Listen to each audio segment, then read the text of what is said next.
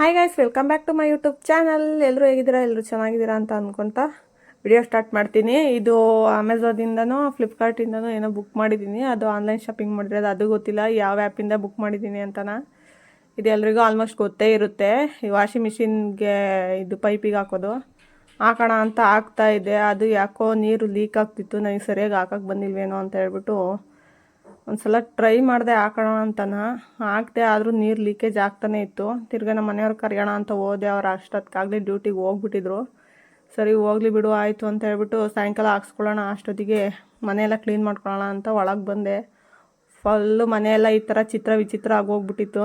ಒಂದ್ಸಲ ಹಂಗೆ kitchen make over ಮಾಡಬೇಕು ಅಂತ ಅಂದ್ಕೊಂಡಿದ್ದೆ. ಅದರಿಂದ ಒಂದ್ಸಲ ನೀಟಾಗಿ ಕ್ಲೀನ್ ಮಾಡ್ಕೊಂಡಂಗೂ ಆಗುತ್ತೆ ಅಂತ ಹೇಳ್ಬಿಟ್ಟು ಸಂಡೇ ಬೇರೆ ಅಲ್ವಾ, ನಾನ್ ವೆಜ್ ಬೇರೆ ಏನೂ ಮಾಡಿರಲಿಲ್ಲ. ಯಾಕಂದರೆ ನಮ್ಮ ಮಾವರು ತಿರುಪತಿಗೆ ಹೋಗಿದ್ರು. ಅದರಿಂದ ಅದಕ್ಕೆ ಒಂದ್ಸಲ ರೂಮ್ ಎಲ್ಲ ಕ್ಲೀನ್ ಮಾಡಿಕೊಂಡು ಹಾಲ್ ಕ್ಲೀನ್ ಮಾಡಿಕೊಂಡು ಆಮೇಲೆ ಲಾಸ್ಟಿಗೆ ಕಿಚನ್ ಕ್ಲೀನ್ ಮಾಡ್ಕೊಳೋಣ ಅಂತ ಅಂದ್ಕೊಂಡೆ. ವಾಷಿಂಗ್ ಮಿಷಿನ್ ಬೇರೆ ಪ್ರಾಬ್ಲಮ್ ಆಗಿದ್ದರಿಂದ ಬಟ್ಟೆಗಳೆಲ್ಲ ತುಂಬ ಮನೆ ತುಂಬ ಆಗ್ಬಿಟ್ಟಿದ್ದೋ.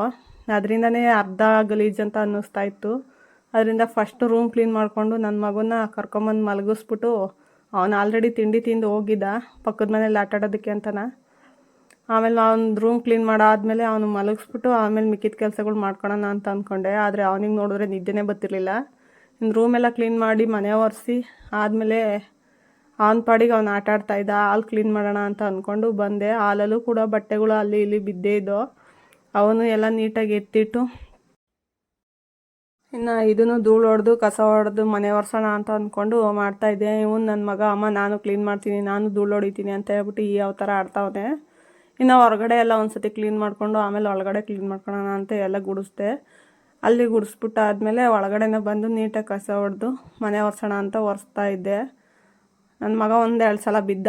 ಅದು ನಮ್ಮ ಮನೆಯವ್ರಿಗೆ ಹೇಳಿಲ್ಲ, ಹೇಳಿದ್ರೆ ಮಕ್ಕಳು ಈ ಥರ ಅಂತ. ಮನೆಯೆಲ್ಲ ಕ್ಲೀನ್ ಮಾಡಾದಮೇಲೆ ಅಡುಗೆ ಮನೆಗೆ ಬಂದೆ. ಅಡುಗೆ ಮನೆ ಪಕ್ಕನೇ ಎಲ್ಲ ಬಟ್ಟೆಗಳೆಲ್ಲ ಬಿದ್ದೊಡ್ಡ ಆಡ್ತಿದ್ದೋ. ಇವೆಲ್ಲ ಒಗ್ದಿರೋ ಬಟ್ಟೆ ಅಂದ್ಕೊಂಡ್ರೆ ಒಗ್ದಿರೋವಲ್ಲ, ಒಗ್ಗೆ ಬಟ್ಟೆಗಳು ಎಲ್ಲ. ನನ್ನ ಮಗನ ಒಂದು ಕಡೆ, ನನ್ನ ಒಂದು ಕಡೆ, ನಮ್ಮ ಮನೆಯವರ ಒಂದು ಕಡೆ, ಟವಲ್ಗಳೆಲ್ಲ ಒಂದು ಕಡೆ ಅಂತ ಎತ್ತಿಡ್ತಾ ಇದ್ದೀನಿ. ಒಬ್ಬೊಬ್ರದ್ದೇ ಒಗ್ದಾಕೋಣ ಅಂತ. ಫಸ್ಟು ನಮ್ಮ ಮನೆಯವ್ರದ್ದು ಒಗಿಬೇಕು. ಯಾಕಂತ ಅಂದರೆ ಪಾಪ ಅವರು ಕೆಲ್ಸಕ್ಕೆ ಹೋಗ್ತಾರಲ್ಲ, ಅವ್ರಿಗೆ ಬಟ್ಟೆಗಳೆಲ್ಲ ಒಂದು ಇಲ್ದಂಗೆ ಎಲ್ಲ ಬಿಚ್ಚಾಕ್ಬಿಟ್ಟಿದ್ರು.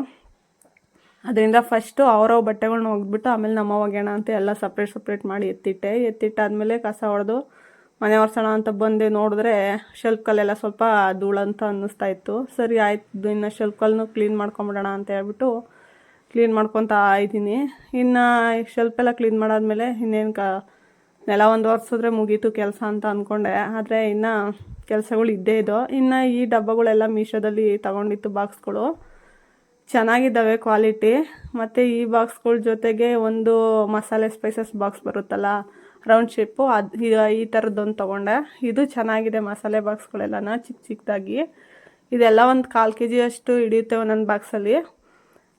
ಇನ್ನು ಶೆಲ್ಫ್ಕಲ್ಲೆಲ್ಲ ಕ್ಲೀನ್ ಮಾಡ್ಕೊಂಡು ಆದಮೇಲೆ ಇನ್ನು ಸ್ಟವ್ ಹತ್ರ ಸ್ವಲ್ಪ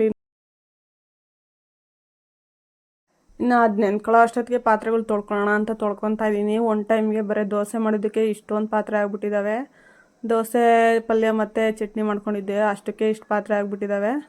ಇನ್ನು ಸ್ವಲ್ಪ ಬಾಕ್ಸ್ಗಳು ಕೂಡ ತೊಳೆಯೋವಿದ್ದೋ, ತೊಳೆದು ಅದನ್ನು ಎತ್ತಿಟ್ಬಿಡೋಣ ಅಂತ ಅದ್ರ ಜೊತೆಗೇ ಎಲ್ಲ ತೊಳಿತಾ ಇದ್ದೀನಿ.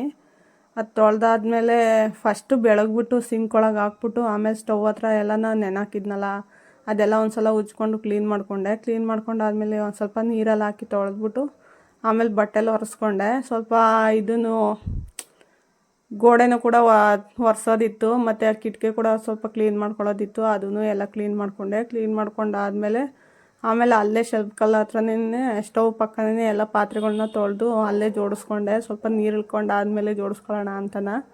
ನನ್ನ ಮಗ ಕೂಡ ಪಾತ್ರೆ ತೊಳಿಬೇಕಾದ್ರೆ ಅಮ್ಮ ನಾನು ನೋಡ್ತೀನಿ ಅಂತ ಹೇಳ್ಬಿಟ್ಟು ಕ್ಯಾಮ್ರಾಗೆ ಬಗ್ಗೆ ಎದ್ದು ನೋಡ್ತಾ ಇದ್ದ. ಅವನಿಗೆ ಕಾಣಿಸ್ತಾ ಇರಲಿಲ್ಲ ಅವನ ನೈಟ್ಗೆ. ಇನ್ನು ಪಾತ್ರೆ ಎಲ್ಲ ತೊಳೆದಾದ್ಮೇಲೆ ಸ್ವಲ್ಪ ಮನೆ ಒರೆಸ್ಬಿಟ್ಟು ನಾನು ಫ್ರೆಶ್ ಅಪ್ ಆಗೋಣ ಅಂತ ಸ್ನಾನ ಮಾಡ್ಕೊಂಬರೋಕ್ಕೆ ಅಂತ ಹೋಗಿದ್ದೀನಿ. ಅಷ್ಟೊತ್ತಿಗೆ ಬಂದು ಇಲ್ಲಿ ಮಲಿಕೊಂಬಿಟ್ಟವನೆ. ಚೆನ್ನಾಗಿ ನಿದ್ದೆ ಬಂದ್ಬಿಟ್ಟೈತೆ. ಆಗಲೇ 3:30 ಆಗಿಬಿಟ್ಟಿತ್ತು. ಅದರಿಂದನ ಅವನನ್ನು ನೋಡಿ ನನಗೆ ಬೇಜಾರಾಯಿತು. ಬೆಳಗಿಂದ ಅವನಿಗೆ ಟೈಮ್ ಕೊಡೋಕ್ಕಾಗಲಿಲ್ಲ ಅಂತನ. ಒಂದೊಂದು ದಿನ ಈ ಥರ ಕೆಲಸ ಇದ್ದೇ ಇರುತ್ತೆ. ಒಂದೊಂದು ದಿನ ಫ್ರೀ ಇರ್ತೀನಿ, ಆವಾಗ ಅವನ ಜೊತೆ ಇದ್ದೇ ಇರ್ತೀನಿ. ಸ್ವಲ್ಪ ಹೊತ್ತು ಮಲಿಕಲ್ಲಿ ಅಂತೇಳಿ ಮಲಗಿಸ್ಬಿಟ್ಟು ಇನ್ನು ಕಾಫಿ ಮಾಡ್ಕೊಳ್ಳೋಣ ಅಂತ ಬಂದೆ. ಕಾಫಿಗೆ ಇಟ್ಬಿಟ್ಟು ಹಾಲು ಕಾಯೋದಕ್ಕೆ, ಇನ್ನು ಅದ್ರ ಜೊತೆಗೆ ಪಾತ್ರೆನೂ ಜೋಡಿಸ್ಕೊಂಬಿಡೋಣ ಅಂತ ಜೋಡಿಸ್ಕೊಂಡೆ. ಅಷ್ಟೊತ್ತಿಗೆ ಹಾಲು ಕಾಯ್ದಿತ್ತು. ಆಮೇಲೆ ಕಾಫಿ ಮಾಡ್ಕೊಂಡು ಕುಡಿದು ಫೈನಲಿ ನಮ್ಮ ಕಿಚನ್ ಮೇಕ್ ಓವರ್ ಹೇಗಾಗಿದೆ ಅಂತ ನಿಮಗೆ ತೋರಿಸೋಣ ಅಂತ ಹೇಳ್ಬಿಟ್ಟು ಒಂದು ವಿಡಿಯೋ ಮಾಡಿಕೊಂಡೆ. ಇನ್ನು ನಮ್ಮ ಕಿಚನ್ ಸ್ಟಾರ್ಟಿಂಗ್ ಎಂಟ್ರೆನ್ಸಲ್ಲೇ ಒಂದು ಸಿಂಕ್ ಪಕ್ಕನೇ ಒಂದು ಅಲೋವೆರಾ ಗಿಡ ಇಟ್ಟಿದ್ದೀನಿ, ಚೆನ್ನಾಗಿ ಬೆಳೀತಾ ಇದೆ. ಇನ್ನು ಅದು ಒಂದು ಆರ್ಟಿಫಿಷಿಯಲ್ ಲೀವ್ಸು, ಇದಕ್ಕೆ ಸ್ವಲ್ಪ ಕೆಲಸ ಹಿಡಿತು. ಇನ್ನು ಇಷ್ಟು ನಮ್ಮ ಕಿಚನ್. ಈ ಥರ ಬಾಕ್ಸ್ಗಳನ್ನೆಲ್ಲ ಶೆಲ್ಫ್ ಮೇಲೆ ಜೋಡಿಸ್ಕೊಂಡಿದ್ದೀನಿ, ಪಾತ್ರೆಗಳನ್ನೆಲ್ಲ ತಟ್ಟೆ ಸ್ಟ್ಯಾಂಡಲ್ಲೇ ಜೋಡಿಸ್ಕೊಂಡಿದ್ದೀನಿ. ನಮ್ಮ ಕಿಚನ್ ನಿಮಗೆ ಇಷ್ಟ ಆಗಿದ್ರೆ ಪ್ಲೀಸ್ ಒಂದು ಲೈಕ್ ಮಾಡಿ, ಸಬ್ಸ್ಕ್ರೈಬ್ ಆಗಿ. ಸಬ್ಸ್ಕ್ರೈಬರ್ಸೇ ಬರ್ತಾಯಿಲ್ಲ, ಅದೊಂದು ಬೇಜಾರಾಗ್ತಾಯಿದೆ. ಸಬ್ಸ್ಕ್ರೈಬ್ ಮಾಡ್ಕೊಳ್ಳಿ. ಮತ್ತು ಈ ವಿಡಿಯೋ ನಿಮಗೆ ಇಷ್ಟ ಆಗಿದ್ರೆ ನಿಮ್ಮ ಫ್ರೆಂಡ್ಸು ಮತ್ತು ಫ್ಯಾಮಿಲಿ ಮೆಂಬರ್ಸ್ಗೂ ಶೇರ್ ಮಾಡಿ, ಅವರು ಕೂಡ ವಿಡಿಯೋ ನೋಡಿ ಸಪೋರ್ಟ್ ಮಾಡಲಿ. ಇಲ್ಲಿಗೆ ಈ ವ್ಲಾಗ್ನ ಎಂಡ್ ಮಾಡ್ತೀನಿ. ಯಾರಿಗೆಲ್ಲ ಈ ವಿಡಿಯೋ ಇಷ್ಟ ಆಗಿದೆ ಪ್ಲೀಸ್ ಕಮೆಂಟ್ ಬಾಕ್ಸಲ್ಲಿ ತಿಳಿಸಿ. Thank you for watching. Bye.